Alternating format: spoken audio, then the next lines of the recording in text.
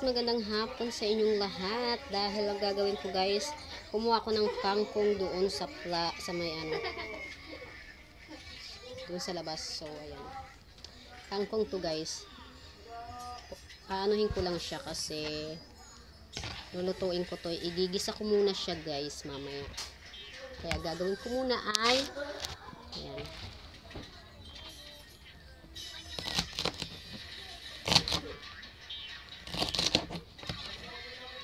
hiwa-hiwain natin guys.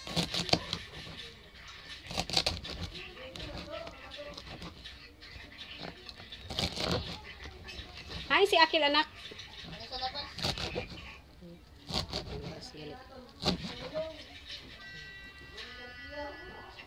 Gigisa natin siya. Kasi ang gagawin ko guys ay ilalagay ko siya. Pag nagisa ko na siya guys, ilalagay ko siya sa lumpia wrapper. Gagawin parang lumpia. Masarap to guys. Kailangan nakapagod lang ang maayos.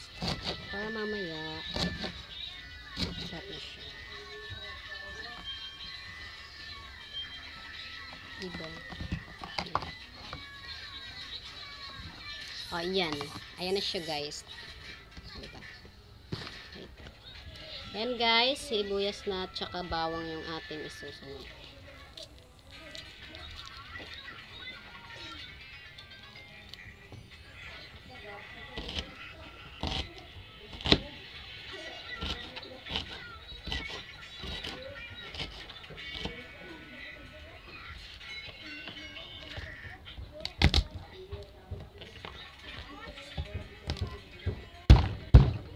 Kailangan pa natin yung siya.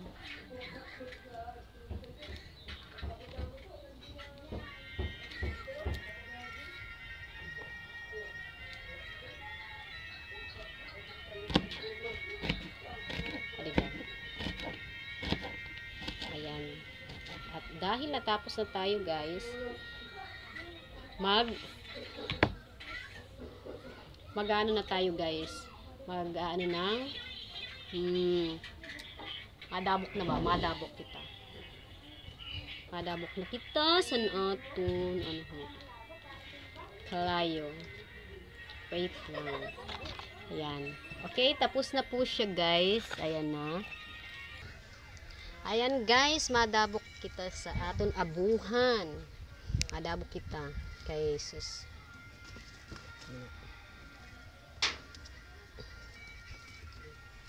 Pa madabok kita kay para makaluto kita sa aton igigisa na kangkong, diba? Ayan, sigahan lang natin. Ayan guys, mag-ano lang tayo ng apoy, paapuyin lang natin siya guys. Kaya magdabok kita sa kay maluya ang siga kay maurang mahangin pa, Jesus. Kailangan panugasan. May kalayo. Diba?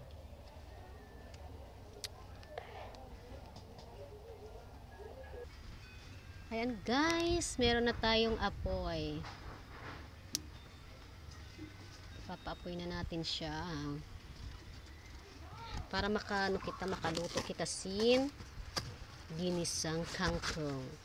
Para pagkatapos natin nagisa ang kangkong, bubutang natin siya sa lumpia wrapper. Tapos amo naman ang aton pag prito. Diba?